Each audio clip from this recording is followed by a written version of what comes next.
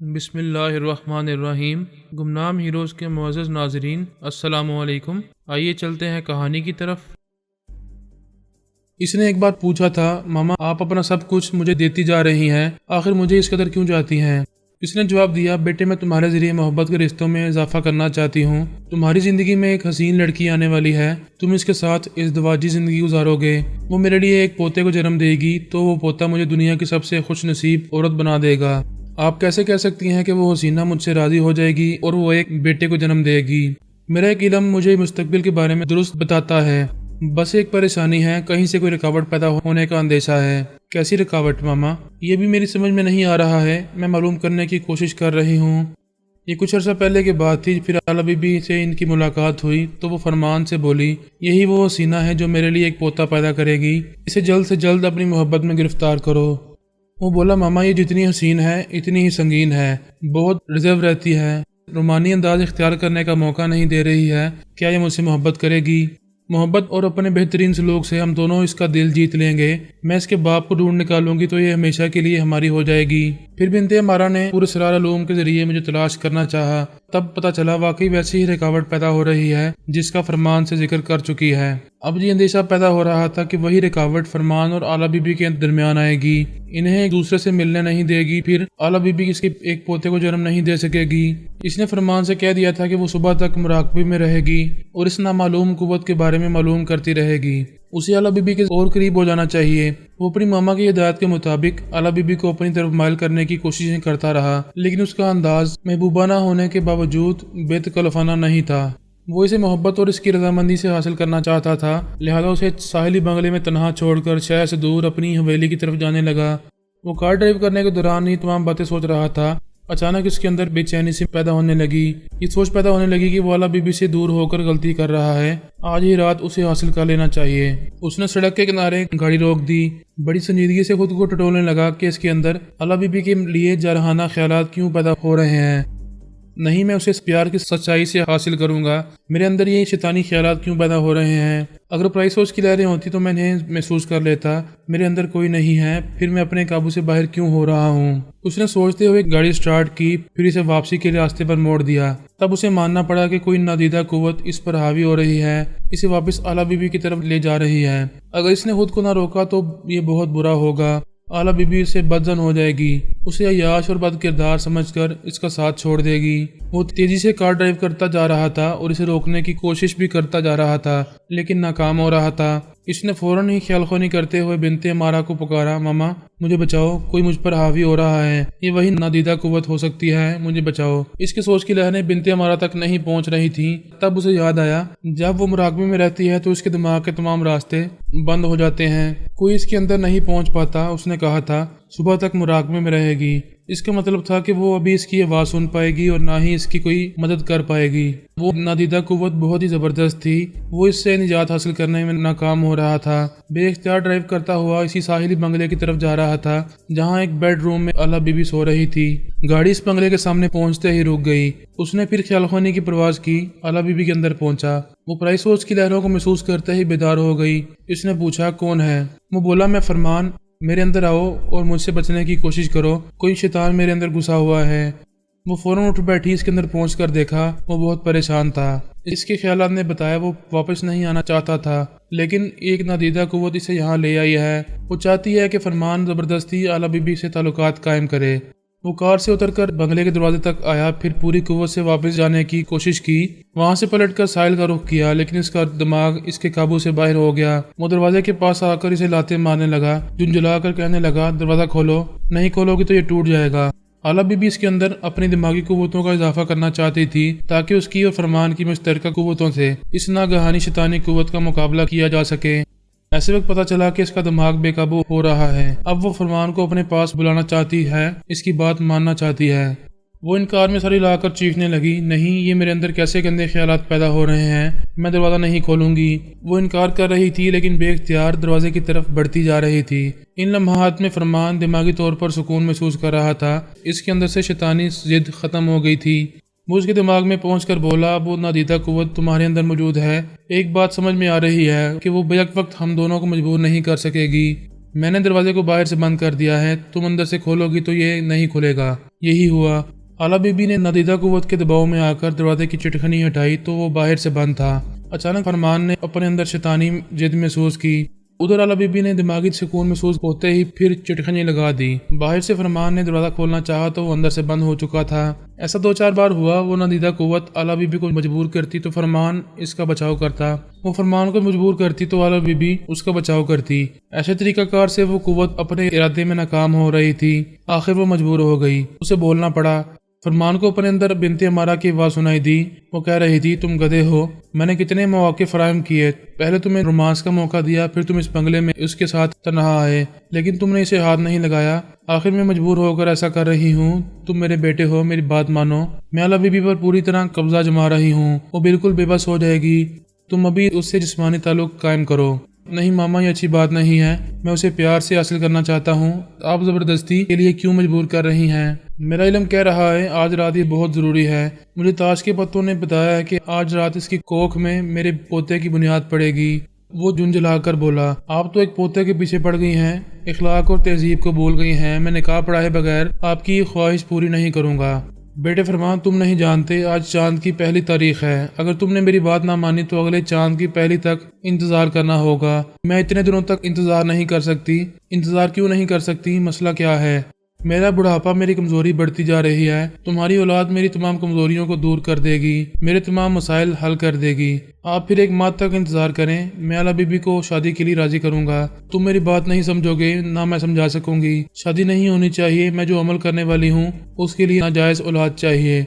ये आप कैसी बातें कर रही हैं? वो फराद अली तैमूर की बेटी है। उसने बाबा साहब के इदारे में परवरिश पाई है। वो कभी खिलाफ तहजीब एक नाजायज बच्चे की माँ नहीं बनेगी। इन्हें आला बीबी की आवाज़ सुनाई दी। मैं सब सुन रही हूँ। मामा, आप एक बच्चा चाहती हैं। शर्त यह है कि बच्चा फरमान का हो और वो मेरी कोख से हो। इस सिलसिले की अहम बात यह है कि उसे नाजायज होना चाहिए। तुमने मुझे माँ कहा है और मैं तुम्हें दिल से बेटी समझती हूँ। तुम्हें मालूम होना चाहिए कि मैं फरमान को अपनी दौलत और जायदाद देती रहती हूँ। ये रफ्ता रफ्ता बेइंतहा दौलतमंद बनता जा रहा है। मैं तुम्हारे भी काम आ रही हूँ। कल सुबह तक तुम्हारे पापा को ढूंढ निकालूंगी। एक माँ तुम दोनों के लिए बहुत कुछ कर रही है। क्या उसके बदले मेरी एक छोटी सी ख्वाहिश पूरी नहीं करोगे? बहुत मामूली सी ख्वाहिश है, मुझे एक नाजायज़ बच्चा दे दो। वो बोली, मामा, मैं अब तक यही समझ रही थी कि आपने मस्बत मकसद के लिए पूरे सरार उलूम हासिल किए हैं, लेकिन ये मोटी अकल से भी समझा जा सकता है कि गलत हरकतों से नाजायज़ मकसद हासिल किए जाते हैं। आप काला जादू जानती हैं और इसे पुरस्कार उलूम का नाम देती हैं। आप काले जादू के लिए मुझसे और फरमान से जन्म लेने वाले नाजायज बच्चे की जरूरत है। मेरी मालूमात के मुताबिक काला जादू जानने वाले अपना कोई अहम मकसद हासिल करने के लिए गुनाह आलूद नाजायज बच्चे की कुर्बानी देते हैं। इसका खून बहाकर कोई मुराद हासिल करते हैं। बिनते मरा ने कहा, तुम दुरुस्त कह रही हो। जब मैं हर तरह तुम दोनों के काम आ रही हूँ तो क्या तुम अपना एक बच्चा मेरे लिए कुर्बान नहीं करोगे? फरमान ने नफरत से कहा, आप पहली बार एक माँ की नहीं, एक डायन की, एक खबीस चुड़ैल की ज़बान से बोल रही हैं। अब मालूम हुआ है कि आपने मेरा एक बेटा हासिल करने के लिए मुझे बेटा बनाया है। मैं इस रिश्ते पर थूकता हूँ। आप मेरे दिमाग से चली जाएं। कैसे चली जाऊँ? अगर किसी दूसरे जवान से और किसी दूसरी लड़की से मेरा काम बनता तो मैं तुम लोगों के पीछे इतना वक्त ज़ाया ना करती। तुम दोनों का जायचा मेरे काले अमल के मुताबिक है। तुम दोनों की दानिशमंदी यही होगी कि मेरी बात मान लो। समझ लेना, पहला बच्चा पैदा होते ही मर गया था। इसके बाद माला माल कर दूंगी। तुम दोनों दुनिया की अमीर तरीन मियाँ बीवी कहलाओगे। आला बीबी फरमान के दिमाग में थी। उसने कहा, तुम पूरी ताकत से सांस रोको, मैं तुम्हारी दिमागी तवानाई में इजाफा कर रही हूँ। हम इसी तरह इसे दिमाग से निकाल सकते हैं। इन दोनों ने मिलकर पूरी कुव्वत से सांस रोकी। बिनते अमारा इसके दिमाग से निकल गई। दूसरे ही लम्हे में वो आला बीबी के अंदर आ गई। फरमान जानता था कि वो यही करेगी। उसने भी आला बीबी के अंदर आकर इसके साथ पूरी कुव्वत से सांस रोकी। वो वहां से निकल गई। 2-4 बार यही होता रहा। आला बीबी ने कहा, बिनते अमारा, हमने तुम्हें माँ कहकर गलती की, अब ऐसी गलती नहीं करेंगे। तुम अपने पूरे सरार-उलूम हम पर आजमाओ, हम अपनी जहानत से इनका तोड़ करते रहेंगे। वो गुस्से से बोली, तुमने अपनी हमाकत से मुझे दुश्मन बना लिया है। मैं तुम्हारे बाप को तलाश करके तुम्हें वहां तक पहुंचाना चाहती थी, लेकिन अब तुम्हारा बाप भी मेरी दुश्मनी से नुकसान उठाएगा। वो भी जहां भी हो बेबस और मजबूर है। वो टेलीपैथी का इल्म भूल चुका है, इसलिए तुम लोगों से राब्ता नहीं कर रहा है। मैं कल तक किसी तलाश करके दिमागी मरीज बना दूंगी। फरमान ने कहा, तुम हमें माँ का प्यार देते देते अचानक बदतरीन दुश्मन बन गई हो। मुझे याद आ रहा है कि एक बार तुमने कहा था कि तुम दोबारा जवान होने का अमल कर रही हो। मेरा पहला बच्चा तुम्हारे लिए खुश नसीबी लाएगा। अब बात अच्छी तरह समझ में आ गई है कि तुम अपना बुढ़ापा और कमजोरी दूर करने के लिए لیے एक बार फिर से जवान होने के लिए हमारे पीछे पड़ गई हो। तुम मुझको, अला बीबी को और इसके पापा को जान से मार डालने की भी धमकी दो, तब भी हम तुम्हारे सामने नहीं झुकेंगे। वो गुस्से से बोली, मैं तुम दोनों को झुका कर रहूंगी। तुम दोनों अपना पहला नाजायज बच्चा मुझे दोगे, जरूर दोगे। इस वक्त 4 बज चुके हैं, अब थोड़ी देर में सुबह होने वाली है। चांद की पहली रात गुजर चुकी है। आज मैं नाकाम हो गई। तुम दोनों को जान से मार डालना मेरे लिए मामूली सी बात है, लेकिन मैं तुम्हें जिंदा रखने पर मजबूर हूँ। अगले माह चांद की पहली तारीख को मैं अपनी बात जरूर मनवाऊंगी। मैं जा रही हूँ, लानत है तुम दोनों पर। वो चली गई। उन्होंने इत्मीनान की सांस ली। अला बीबी ने फरमान के शाने पर हाथ रख कर कहा, तुम बहुत अच्छे हो। तुम इसकी ममता के फ्रेब में नहीं आए। अगर हम एक दूसरे के साथ ताउन ना करते तो वो हमें बहुत ही गंदे और घिनौने रास्तों पर ले जाती। फरमान ने कहा, हम एक दूसरे से ताउन करके ही आइंदा भी इस बला से निजात हासिल कर सकते हैं। ये अगले माह चांद की पहली तारीख तक हमें गुनाह करने पर मजबूर करती रहेगी। हमारी बेहतरी इसी में है कि हम इस बला के टलने तक जरूर एक साथ रहें। हाँ, अब ये ज़रूरी हो गया है कि हम इसकी कमज़ोरियों को समझें। वो अपने बुढ़ापे और कमज़ोरी से निजात हासिल करने के लिए हमारे पीछे पड़ गई है। अगर हम उसे मज़ीद कमज़ोर बनाने की तदाबीर पर अमल करें तो इससे हमेशा के लिए निजात मिल जाएगी। वो अपना हाथ इसकी तरफ बढ़ाते हुए बोला, वादा करो ऐसी मुसीबत में मेरे साथ रहोगी। तुम्हारे साथ रहकर मुसाहिब से खेलना अच्छा लगेगा। वो उसके हाथ पर हाथ रखती हुई बोली, तुम इंतहाई मजबूरी की हालत में भी शैतान न बन सके। तुमने साबित किया है कि शरीफ और इज्जतदार हो। मैं तुम पर एतमाद करूंगी और तुम्हारे साथ रहूंगी। तो फिर अभी ये बंगला छोड़ दो, मेरी हवेली में चलो और मेरे साथ रहो। आला बीबी ने सफरी बैग में अपना तमाम ज़रूरी सामान रखा, फिर इसके साथ बाहर आकर कार में बैठ गई। फिर इससे कहा, हमें हर लम्हे मोहतात रहना है। वो चुड़ैल किसी वक्त भी हमारे अंदर पहुंच सकती है। वो कार स्टार्ट करके आगे बढ़ाते हुए बोला, फिलहाल हमारे बचाव का तरीका यही होगा कि वो तुम्हारे दिमाग में आएगी तो मैं तुम्हारे अंदर आकर इसे नाकाम बना दूंगा। जब वो मेरे अंदर आएगी तो तुम इसे नाकाम बनाती रहोगी। इसकी हमलों की नौयत को समझते हुए हमें हमा वक्त हाजिर दिमागी से काम लेना होगा। वो 3 घंटे की लॉन्ग ड्राइव के बाद हवेली में आ गए। इस वक्त दिन निकल आया था। इसने आला बीबी से कहा, फिलहाल किसी भी बेडरूम में जाकर नींद पूरी करो। बाद में जो भी कमरा पसंद आएगा वो तुम्हारे लिए मखसूस कर दिया जाएगा। वैसे तुम यहाँ मेहमान बनकर नहीं, इस हवेली की मालकिन बनकर रहोगी। इसने एक कमरे में आकर कहा, मैं यहाँ गुजारा कर लूंगी।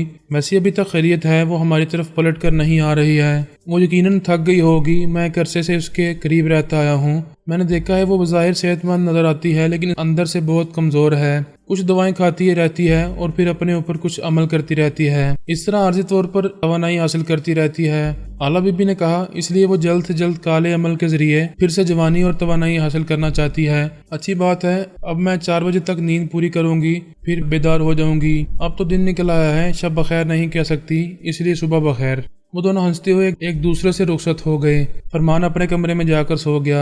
आला बीबी परेशान होकर सोचने लगी कि बिनते हमारा सिर्फ इसलिए मुझ पर भारी पड़ रही है कि अपने एक पूरे सरार इल्म के जरिए मेरे दिमाग को बेहिस बनाकर अंदर घुसाती है और मैं इसकी सोच की लहरों को महसूस करने के काबिल नहीं हूँ। इसकी समझ में नहीं आ रहा था कि वो उस चुड़ैल को अपने अंदर आने से किस तरह रोक सकती है। इसने कुछ सोचकर अल्पा को मुखातिब किया, हेलो सिस्टर, मैं बोल रही हूँ।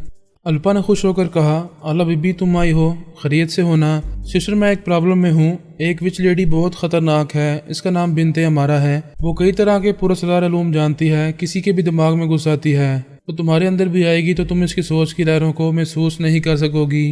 फिर तो वो वाकई बहुत खतरनाक है। इसका मतलब है वो तुम्हारे दिमाग में घुस आती है और तुम उसे रोक नहीं पाती।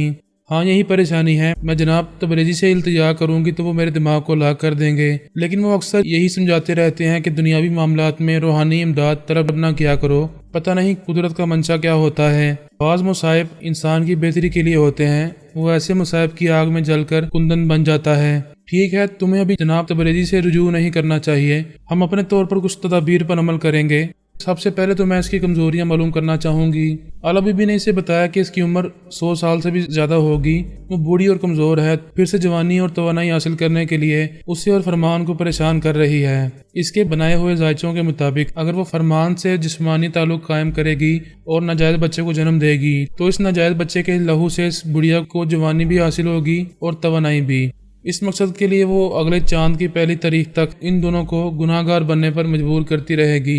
अभी वो थक हार कर सो रही है, आइंदा किसी वक्त भी आकर परेशान कर सकती है। अल्पा ने पूछा, क्या तुम मुझे इसके करीब पहुंचा सकती हो? मैं इसके दिमाग में पहुंचा सकती हूँ। वो पराई सोच की लहरों को महसूस कर लेती है, लेकिन अनजान बनी रहती है। उसे ये इत्मीनान रहता है कि कोई इसके चोर ख्यालात नहीं पड़ सकेगा। میں تمہارے دماغ میں آ رہی ہوں، تو مجھے اس کے اندر پہنچا دو۔